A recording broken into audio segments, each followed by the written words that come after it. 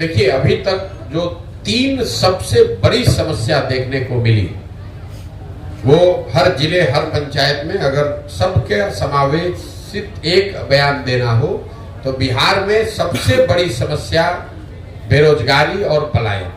ये सर्वस्पर्शी है। सभी जाति, सभी वर्ग, सभी प्रखंड, सभी पंचायत, किसी भी जिला में जाइए, बेरोजगारी और पलायन सबसे बड़ी समस्या के तौर पर दिखा है। अब आप ये कह सकते हैं कि बेरोजगारी और पलायन एक बड़ा मुद्दा है, ये जानने के लिए इतनी बड़ी पदयात्रा करने की क्या जरूरत है? ये तो आप लोगों को बैठे बैठे मालूम है। ऐसी बात नहीं है। जब पदयात्रा किया तो पिछले 17 महीनों में 5000 से ज्यादा गांव में जाकर जो देखा, तो ये पता चला कि बेरोजगारी और पलायन की विकरालता क्या है, इसका सामाजिक आर्थिक पहलुओं की समझ बनी। जैसे मान लीजिए कि पलायन को लेकर ऐसा लोगों का मानना है कि जो बिहार से गरीब लोग हैं, वो बहुत बड़ी संख्या में युवा और गरीब यहाँ से बाहर जाता है मजदूरी करने। लेकिन पदयात्रा के दौरान जो मैंने पाया कि ये बात पूरी सच्चाई नहीं है। जो गरीब परिवार के बच्चे हैं वो तो बाहर पलायन कर रहे हैं मजदूरी के लिए, लेकिन जो यहाँ पर आर्थिक तौर पर समृद्ध परिवार हैं, उनके बच्चे भी पलायन कर रहे हैं, वो नौकरी और पढ़ाई के लिए। पलायन तो हर घर का बच्चा कर रहा है। गांव में अगर आप हम लोग जब जाते हैं तो करीब करीब 40 से 50% युवा, चाहे वो मजदूरी करने के लिए बाहर गया है या नौकरी पढ़ाई के लिए बाहर गया, बाहर तो सब गया है। दूसरा पता ये चला कि जिन प्रखंडों में बाढ़ का प्रभाव है, वहां पर ये पलायन का स्तर 70-80% भी हो सकता है। गांव में जब हम लोग जाते हैं तो बहुत बड़ी संख्या में महिलाएं, बुजुर्ग और छोटे बच्चे मिलते हैं, नवयुवक नहीं मिलते हैं।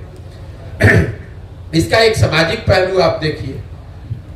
बहुत लंबे समय से ये पलायन की वजह से लोगों के मन में, समाज में परिवार की परिकल्पना ही धीरे धीरे ध्रुवी पड़ गई है। जैसे पहले परिवार की परिकल्पना में लोगों की समझ थी कि पति पत्नी, बाल बच्चे, माता पिता साथ में रहते हैं।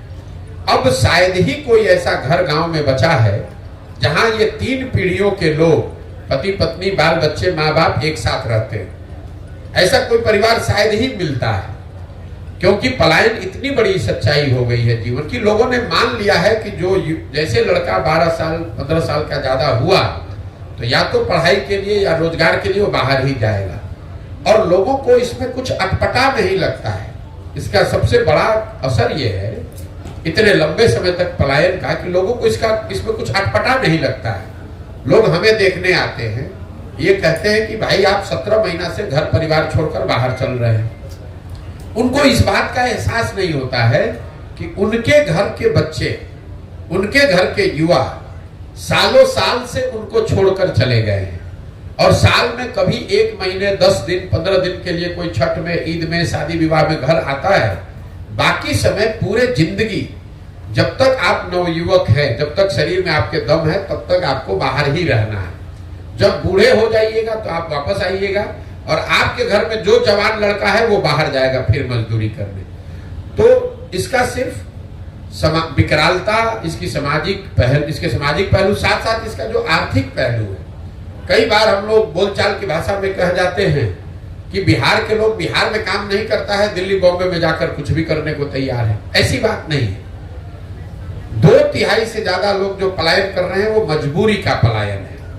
ये लोग 12 से 15 हजार रुपया महीना वहां कमाते हैं, और घर पर औसतन 6 से 8 हजार रुपया प्रति माह भेज पाते हैं। ये 6 से 8 हजार रुपया भेजने वाले लोग ये स्वेच्छा से नहीं गए हैं। संभव है कि पहली बार स्वेच्छा से गया हो, कोई एक बार घूमने के नजरिए से चला गया, लेकिन 2/3 से ज्यादा लोग जो पलायन किया है जिन लोगों ने, वो कहीं न कहीं आर्थिक सामाजिक मजबूरी से बाहर गए हैं। गांव में जब हम लोग पूछते हैं भाई क्यों गए हो, तो बताते हैं कि अगर नहीं जाएंगे तो हमारे बाल बच्चा खाना नहीं खा सकते, वो मजबूरी में गए। तो कई बार जब लोग बताते हैं बाहर लोग गया है नौकरी करने, ऐसी बात नहीं, वो मजबूरी में लोग जा रहे हैं। यही हाल कमोबेश बेरोजगारी का है। हम लोग को लगता है कि जो गरीब है, जो पढ़ा लिखा नहीं है या जो कम पढ़ा लिखा है वो बेरोजगार है।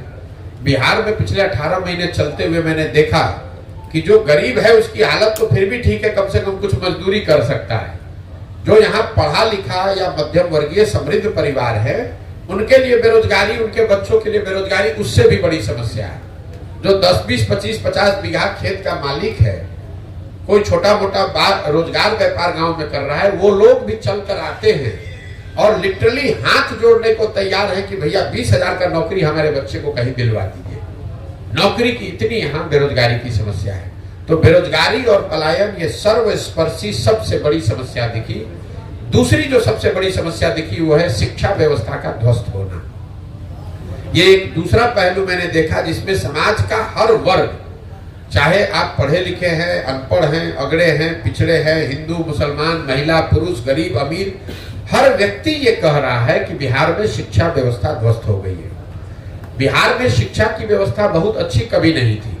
हम खुद सरकारी स्कूल से बिहार में पढ़े हैं, लेकिन पहले हर प्रखंड में, अनुमंडल में, जिले में 2, 4, 5, 10 स्कूल ऐसे जरूर थे जहां अगर आपने पढ़ाई कर ली, कॉलेज में चले गए तो आपका जीवन सुधर सकता था। आप साइंस कॉलेज पहुंच गए, पटना कॉलेज पहुंच गए तो आपका जीवन सुधर जाएगा। आज की जो स्थिति है इसमें कहीं पर वो व्यवस्था बची ही नहीं है। कई बार लोगों को लगता है कि शिक्षा व्यवस्था इसलिए खराब है कि भैया स्कूल में खिचड़ी बट रहा है। कुछ लोग ये कहते हैं कि शिक्षकों की गुणवत्ता खराब हो गई। मैं आपको बता रहा हूं ये दोनों बात में पूरी सच्चाई नहीं है। अगर सिर्फ खिचड़ी बांटने से शिक्षा व्यवस्था बिहार में खराब होती तो लोग ये ध्यान नहीं देते हैं कि 8वें क्लास से ऊपर के जो स्कूल हैं, विद्यालय हैं या कॉलेज है, उसमें तो खिचड़ी नहीं बट रहा है। वहां पर पढ़ाई क्यों नहीं हो रही?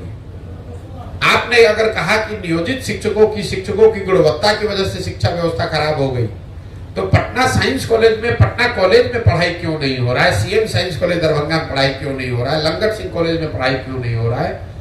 वहां पर तो नियोजित शिक्षक नहीं है। पढ़ाई की व्यवस्था इसलिए खराब हुई है कि जो मेरी समझ बनी 18 महीनों में, कि कहीं ना कहीं सरकार और समाज, मैं अंडरलाइन कर रहा हूं समाज को भी, सरकार और समाज दोनों की प्राथमिकता में शिक्षा अब रह ही नहीं गई है। किसी को चिंता ही नहीं है कि पढ़ाई होनी चाहिए। सरकार ने एक व्यवस्था बना दी, समता मूलक शिक्षा नीति के नाम पर हर गांव, हर पंचायत में 2-4 गो बिल्डिंग बना दिया गया। नतीजा क्या हुआ? जहां विद्यालयों के भवन बने वहां शिक्षक नहीं है, जहां शिक्षक है वहां विद्यालय के भवन नहीं है, जहां दोनों है वहां बच्चे नहीं है, जहां तीनों है वहां पढ़ाई नहीं। पढ़ाई की चिंता ही नहीं है। समता मूलक शिक्षा नीति बनाने के नाम पर हर जगह विद्यालय बना दिया गया, शिक्षकों को बहाल कर दिया गया और पढ़ाई की चिंता सरकार ने बिल्कुल छोड़ दी। इसी तरह समाज ने भी विद्यालयों की जो छवि थी वो शिक्षा का केंद्र के बजाय अब सरकारी योजनाओं और बेनिफिट बांटने का केंद्र हो गया कि भैया स्कूल में जाएंगे तो खिचड़ी मिलेगा, स्कूल में जाएंगे तो साइकिल मिलेगा, स्कूल में जाएंगे तो पोशाक का पैसा मिलेगा, स्कूल में जाएंगे और वहां पढ़ाई होगा, इसकी चिंता ही किसी को नहीं। तो जो गार्जियन है, जो पढ़ाने वाले परिवार भी है, वो सरकारी स्कूलों में, विद्यालयों में अपने बच्चों का नामांकन उन्होंने कराया हुआ है कि उसको पोशाक का, साइकिल का, खिचड़ी का पैसा मिलता रहे। और अगर पढ़ाना है तो उसके लिए बगल के प्राइवेट स्कूल के कोचिंग में, ट्यूशन में नाम लिखवाया है। यही हाल कमोवेश कॉलेज का है। कॉलेज की जो छवि है बिहार में, वो सिर्फ डिग्री पाने का केंद्र है। नाम लिखवाइए और 3 बरस लगे या 5 बरस लगे, डिग्री लेकर चले आइए। बच्चे भी ये नहीं कहते हैं कि पढ़ाई नहीं हो रहा, वो कह रहे भैया 3 बरस का डिग्री 5 बरस लग रहा है लेने में। एक कॉलेज में 15-15 हजार विद्यार्थी है, वहां टोटल कॉलेज में 10 क्लासरूम है। तो ये तो अभी नया नियम जैसे बना कि भाई सबको अटेंडेंस अनिवार्य कर दिया जाए। आप जरा बताइए, अगर 15,000 लड़के किसी विद्यालय में, कॉलेज में आ जाए, वहां 10वीं कक्षा है, तो 15,000 आदमी बैठेगा कहां? तो कहीं ना कहीं बिहार की पूरी शिक्षा व्यवस्था को अगर एक लाइन में आपको बताना हो तो स्कूल में से खिचड़ी बट रहा है, कॉलेज से डिग्री बट रहा है। समाज और सरकार दोनों के लिए बस इसका इतना ही उपयोग है, पढ़ाई दोनों में कहीं नहीं हो रहा है। यही कारण है कि बिहार में जितने अनपढ़ बेरोजगार हैं उससे ज्यादा पढ़े लिखे बेरोजगार हैं, जिनके पास डिग्री है लेकिन समझदारी, ज्ञान कुछ नहीं।